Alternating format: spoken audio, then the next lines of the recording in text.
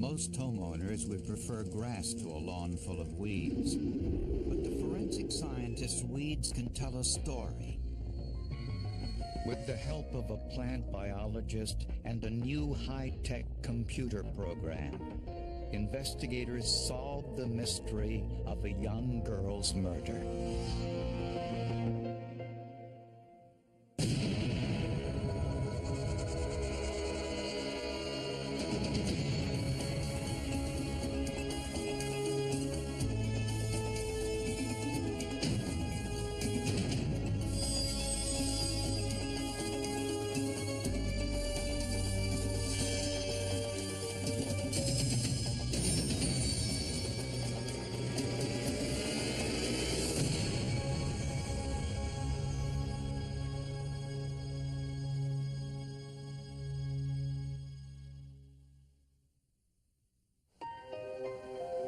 Weekends were typically busy in the Mauser household.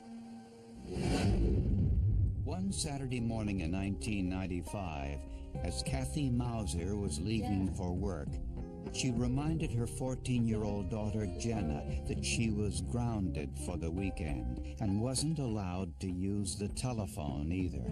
Jenna was having some behavioral issues. A lot of 14-year-olds, 15-year-olds might have those kinds of issues when they're growing up. Lots of pressures, social pressures, problems within the family. She was having such trouble that the family was taking her to counseling. Kathy returned home from work around 1 p.m. and as soon as she tried to open the door, she knew something was wrong. Mrs. Mauser found the front door locked, which she said was unusual because usually there's somebody there. And she was expecting Jenna to be there, so the front door would have been unlocked. Jenna wasn't home, and she hadn't left a note saying where she went. They just figured she was upset and she had basically just walked away, you know, or she was just with one of her friends or yeah. None of the neighbors saw Jenna leave or noticed anything suspicious. When Jenna's stepfather and brother arrived home several hours later, they searched the neighborhood and called all her friends, but no one knew where Jenna was. Later that night, the Mausers called police to report their daughter missing. The next morning, the Mausers learned that the nude body of a teenaged girl was discovered in a ditch about 20 miles outside of town.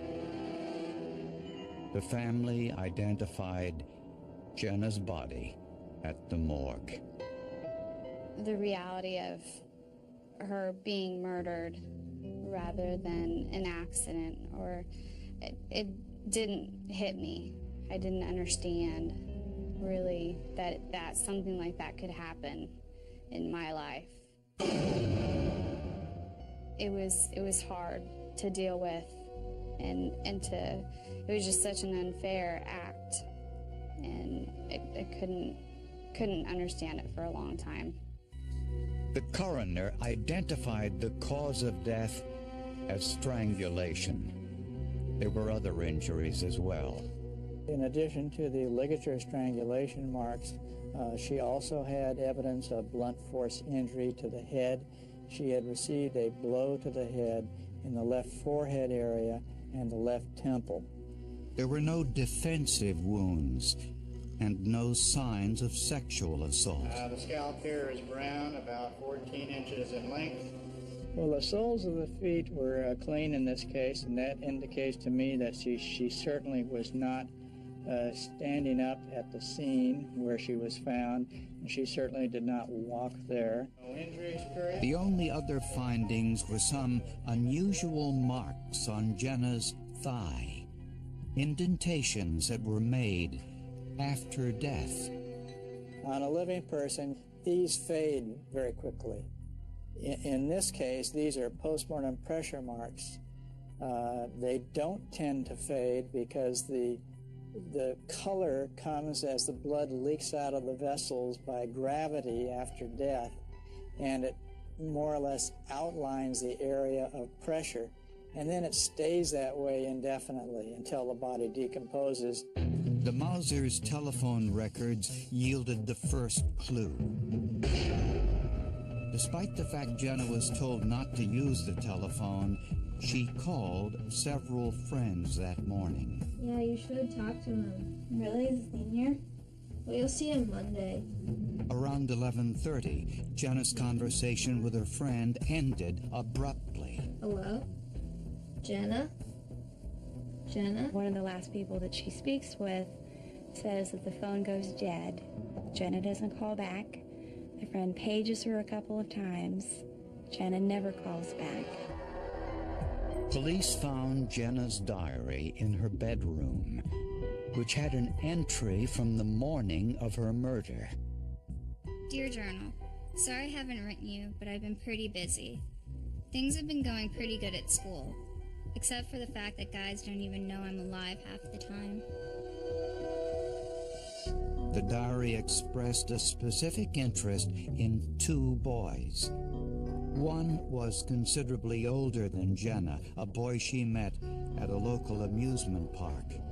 He was a young man, about 18 or 19 years old, who was preying on children that were not age appropriate. He was older than us, not the best kind of person that you'd probably want to be with, but there was something that she saw in him that attracted her to him. Investigators needed to start checking alibis, and there was one that almost defied belief.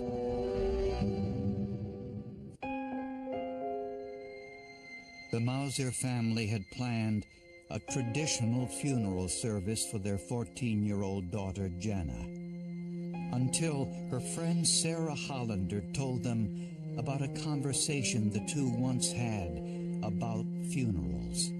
We got on the topic of funerals, and she did not want her funeral to be a sad thing. She doesn't like it when people are sad. She loves to make people happy. She loves to make people laugh. And so she definitely did not want her funeral to portray something that she wasn't about. So the Mausers allowed Sarah to help plan the funeral service, one that was closer to Jenna's wishes. Doug Mauser took his stepdaughter's death particularly hard. He had raised Jenna since she was 2 years old and treated her like his own. She truly did have a great relationship with him and loved him, and he loved her. He was very active in her life. In the search for Jenna's killer, investigators looked inside the Mausers' home, but found no clues. Everything was basically in its place, nothing knocked over or anything to indicate that Jenna was fighting and screaming as she went out the door.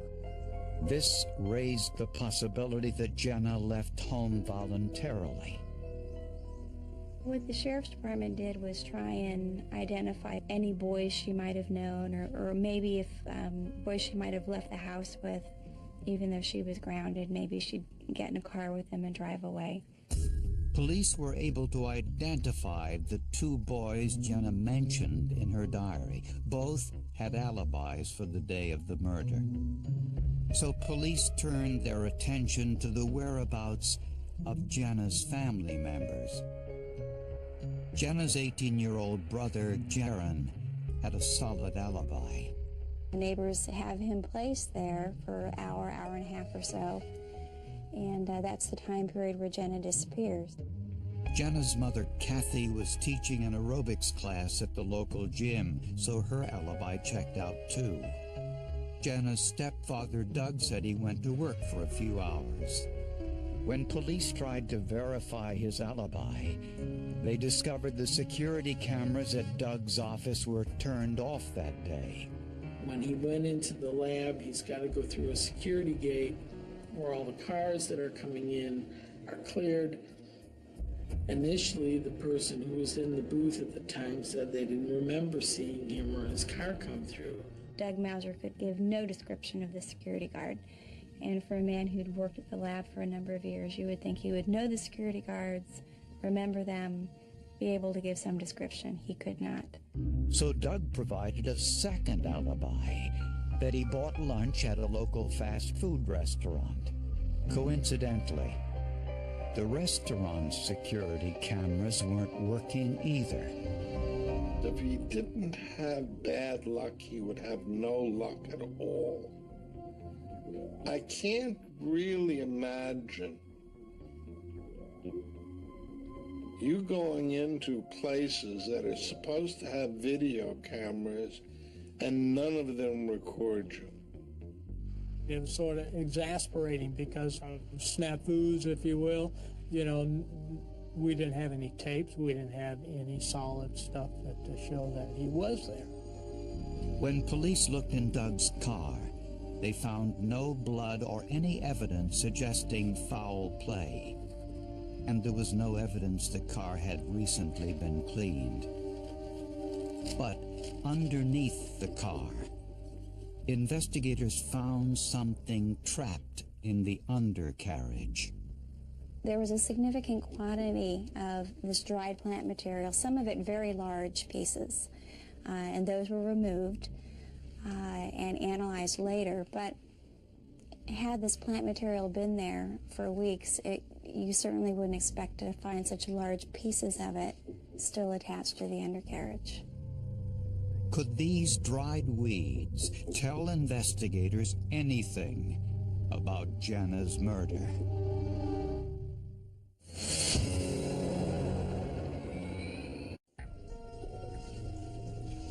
Doug Mauser told police he was the last person to leave the house on the morning his stepdaughter went missing.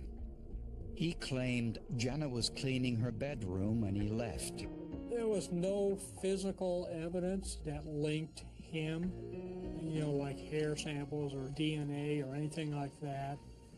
There were no physical evidence. None. There was zippo, zero, nil, nada, nothing. Yet investigators found some suspicious plant material underneath Doug's car, which they sent to forensic botanist Dr. Fred Ruscha. He identified the usual specimens you'd expect to find underneath a car: grass, dirt, and debris.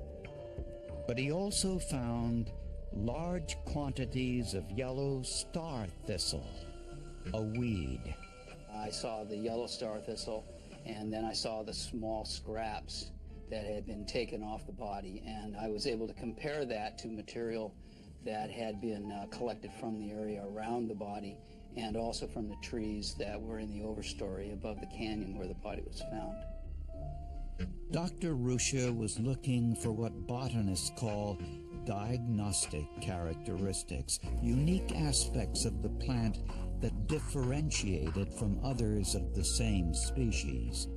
Every plant has a life cycle and a life sequence. Early in the season, they look different than they do late in the season, and prior to death, plant materials, all species go through a sequence of developmental events.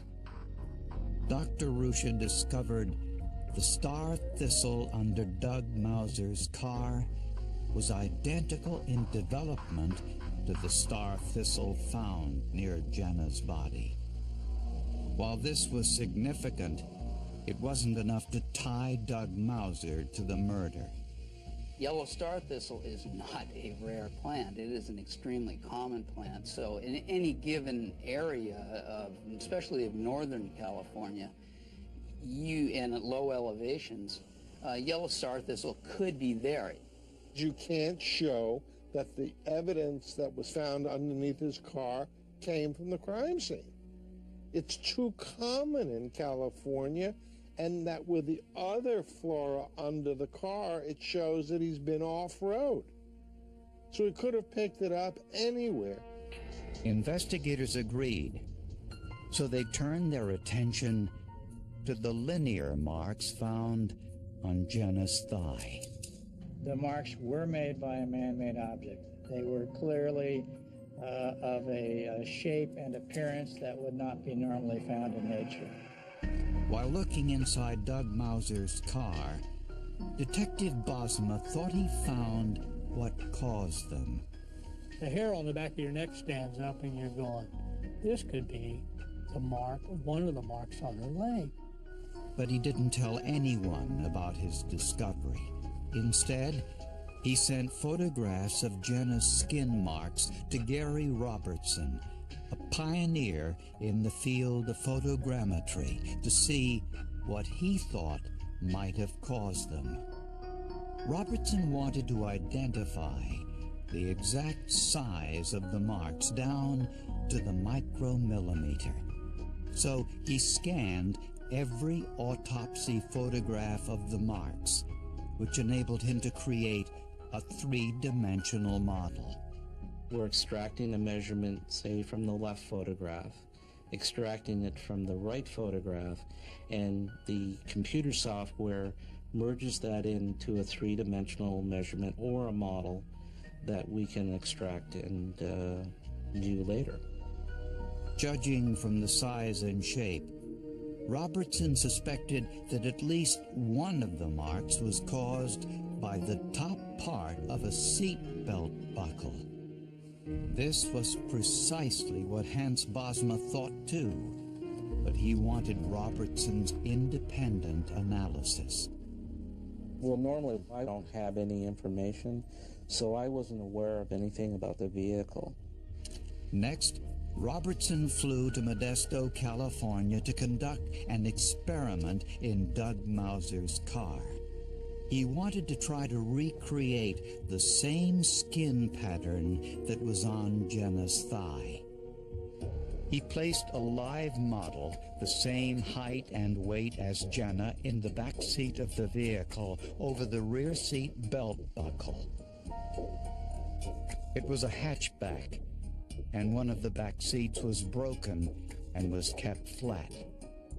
The model remained in the same position for 15 minutes, the time it would have taken to drive from Jenna's house to the dump site.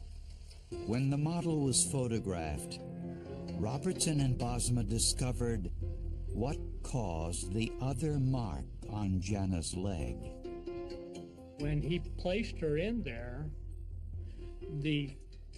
there's carpet on the back of that seat back because it lays flat, so you have a nice carpeted area. The carpet bead folds over as he pulls or pushes her over that particular area. And that carpet bead was what one of the indentations were on her leg. Just to make sure, Robertson put the model's pictures into his computer and compared them to the marks on Jenna's leg. It was a virtual match. The beading, which would cause the imprint on the model and on the victim's leg, matched precisely down to microns. The width of the carpet and the orientation on that matched as well. Also, the length matched. Interestingly, the ripped carpet in the back seat of Doug's car was unusual, something you wouldn't find in other cars. When he came back and said, it's a match, boy, we were just ecstatic. We finally going to be able to nail this guy. Now we got him, because now we can put Jen in that car. All the pieces fit together only one way, and that's showing Doug Mauser guilty of killing Jenna. They didn't theorize shit. Excuse me. They didn't theorize shit. I'll say that on the screen. I'd even say it in a courtroom. They didn't have any theory other than he threw the body, he killed her and threw it over the side. And that she was in his car because of the mark on her leg. That's all there was. Based on the forensic botany and photogrammetry, Doug Mauser was arrested and charged with his stepdaughter's murder.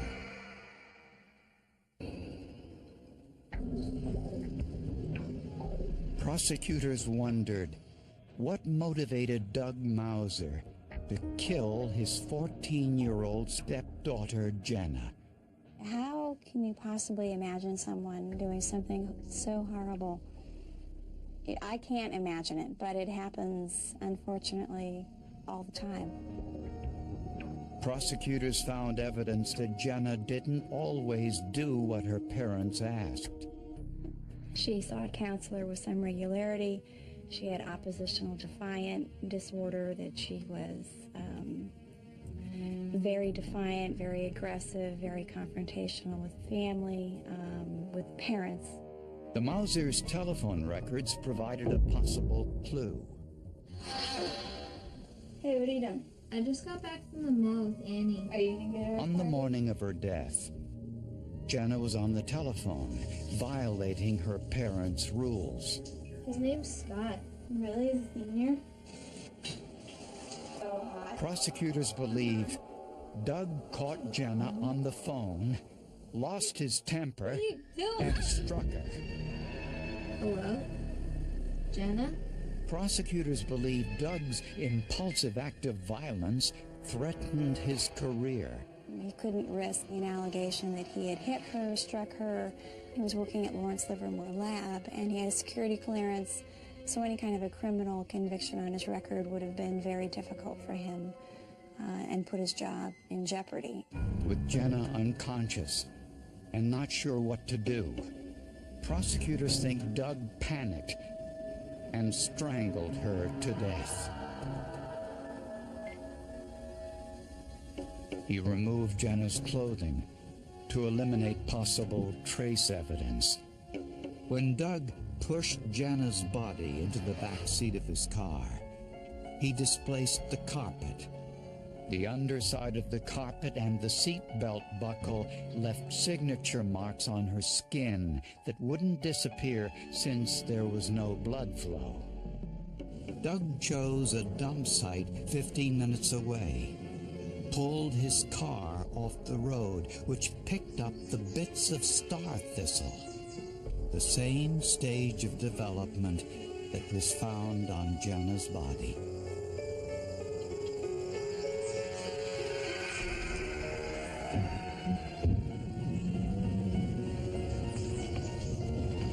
Prosecutors think Doug simply got lucky when the security cameras at both his office and the fast food restaurant weren't working. But Doug made a crucial mistake during his interrogation. He said he used his computer that Saturday at the office, but his employer found no evidence that Doug logged in. They couldn't find any evidence whatsoever that he had done to his computers what he said he did. Basically, we caught him in a lie. Doug Mauser was tried and convicted of second-degree murder and sentenced to 15 years to life in prison. He continues to maintain his innocence.